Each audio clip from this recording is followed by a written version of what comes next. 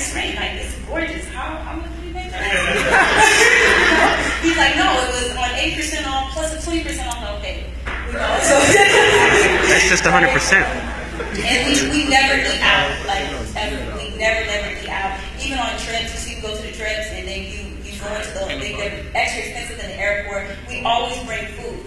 We will bring like cup food or something like that. I don't know why he likes to eat dry stuff like dry bread, popcorn, stuff like that. He doesn't have to eat those things. He just chooses to. Me, I'll just make a meal, right, and bring it.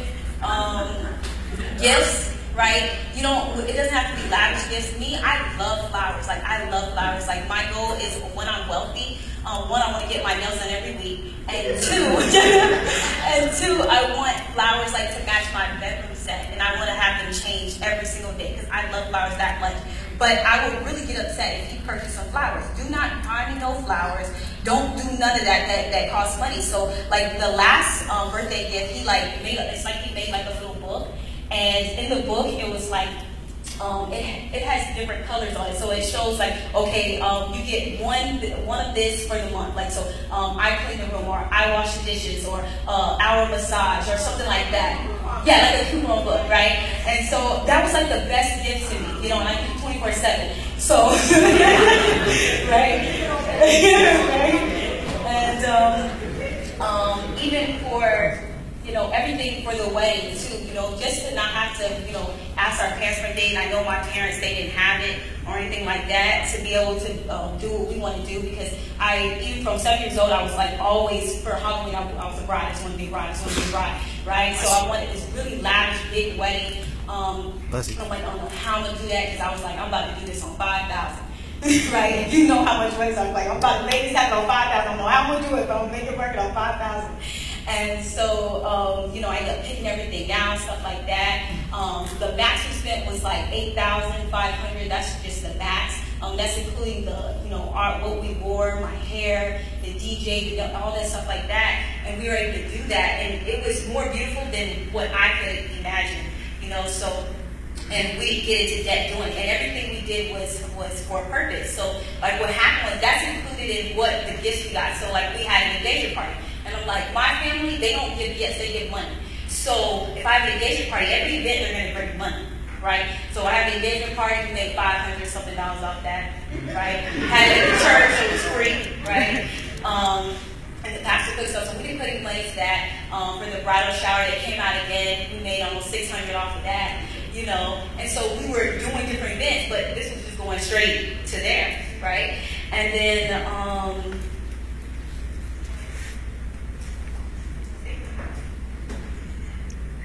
yeah. So, and then I say this for last because it is one of the most important things.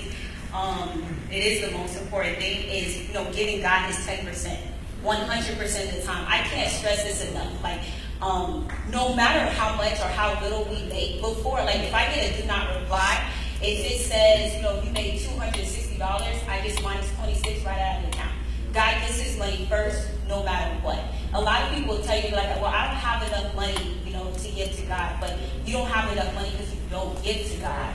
And if you just, be faithful in the little things, he'll just offer so much more. And I understand he always just keeps me afloat.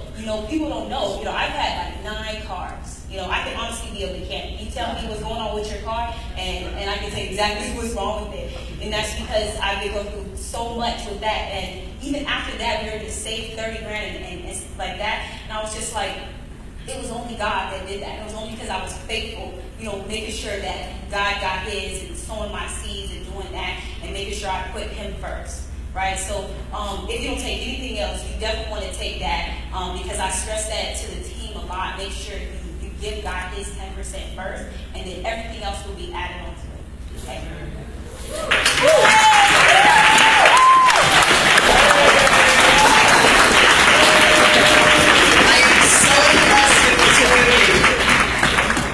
It's nice to know that some of the stuff we talk about does not fall on the rocks. You know what I mean? It's falling on fertile soil, and I'm so proud of you guys. But, I mean, one of the things that you did touch on was the sacrifice to live at home.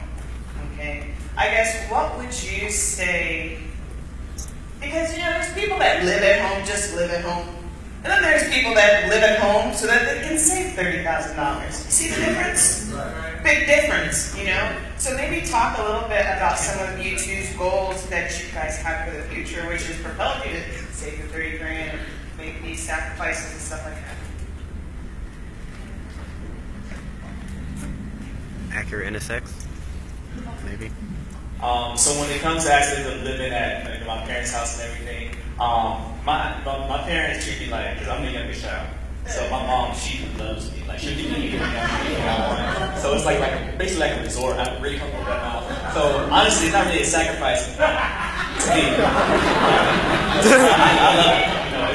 It's awesome. That was we're living at their house, and now we're staying at my house, and my mom don't play that. So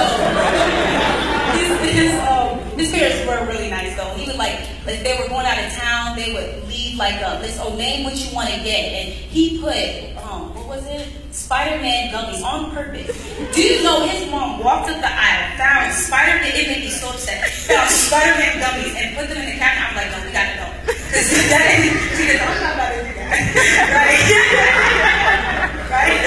So, please go, but living with my mom, we're doing that because, like we're saying, we have a bigger goal of what we want to do. And it is a lot of sacrifice because there's a lot of stuff that goes on. You want your own place. You want, you want your own privacy. And not all the time you have that. And you just, sometimes you get frustrated or anything like that. And sometimes people don't fully understand, because all they see is leave the house, come back, you're not doing that. They don't understand everything that you do. They know a little bit of what you do, but they don't understand because they're not in the business. So it is a sacrifice because you have to hear so much complaining, so much going on, but you understand the bigger picture, the bigger vision of what we want to do. We want to be able to retire by 30 and work in ministry full time, and we know we can't do that. Like Olivia says, you can't work with you for free. You still have to pay your bills and do those things. So we decided to sacrifice it and stay, with my mom, and also give 120 so that way we can show, we're contributing, we're doing something as well.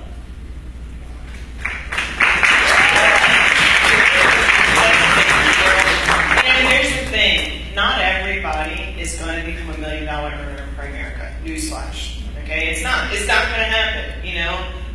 There's going to be very few people who make that kind of commitment and make that kind of money in America. However, every single person in this chair can become a millionaire. Every single person. Whether you came and saw us for one Thursday, one Saturday, you were here for 2 months, 2 years, 2 weeks, it doesn't matter. You hear some of the things we talked about, you sit through our opportunity just one time, and you wake up, you make the adjustments, you start saving $200 a month or, whatever. And guys, I really do meet people who were with A.L. Williams who, as a result of putting in a pack each month or saving their money, now have money. That guy from Tampa, it was a couple of schools back, but literally part-time his entire primary career and saved over how many million?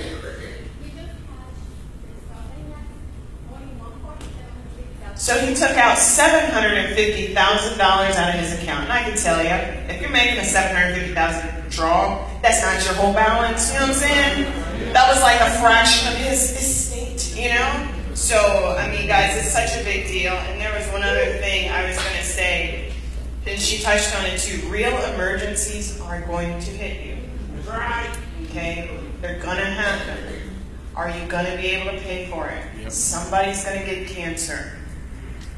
Somebody's going to get pregnant. It was not planned, and I'll stop saying that, I promise. But it was a surprise to Olivia and I when I got pregnant. Okay, but guess what? You know what kind of peace of mind we had to be able to write a check. And then think about it. Is that convention outfit? Is that nice dress? Is that overpriced toy for your child? Is that set of nails? Are all those things going to be worth it? When you're looking at a parent or a cousin or a spouse who's now sick and you can't write the check for it? Think about all those eating outs, all those outfits, all those jewelries. Is it really worth it? It's not. And to see these guys who have their priorities in order, God, family, business, that is just so reassuring to know that, we're not going to be the only ones, like I said, because everybody's going to see Primerica, but there are going to be very few people who get wealthy as a result of it. So, guys, one other thing that I would say that they have done that most of you probably have not is they've submitted. They have submitted, and they have submitted their finances. You can tell so much about somebody by the words that leave their mouth and where they spend their money. You can tell everything about their character, how they feel about themselves, everything with just those two things alone. Okay? And to see these guys do that and really submit. And imagine this, Andrea. I give every couple who's ever come to me about money the exact same advice. Okay? And I tell them, hey, listen, let's go over your monthly expenses. So we're going to have a sit down. We're going to look at all the expenses, everything. And some of them I might be like, okay, really? But for the most part, generally people's expenses are, average. Very few people are probably doing really, really extravagant, maybe just making small choices that could be better. But then I tell them, okay, outside of these agreed upon expenses between husband, wife, and financial advisor, anytime you spend a dollar amount over $20, you have to ask permission. Text me. And if I don't text back, you know the answer. Like some of the stuff, I guess, it ain't even worth it. But you know what's so sad, Gio? Is I've never had somebody do it. Never. Not for more than a week. Never in my career. And I've said the same thing for years to every couple I sit with, because I just know how important that is. And I know how important it was for us when we were just making, $2,000 a month or $3,000 a month or $4,000 a month. It was so important so that we built those habits. You know what I mean? Now our number is just not $20 anymore. Now it's more like, okay, if you spend more than $250, you probably need to say something. You see what I mean? Yeah. Because our level has changed. And I'm just so proud of you guys. I challenge all of you guys to submit in the area of your finances. Just submit in general. And see, don't your life change. Watch where you'll be in 90 years from now. Or 90 years. 90 days. Look, 90 days. We're talking about the summer. This is the summer months. We're waiting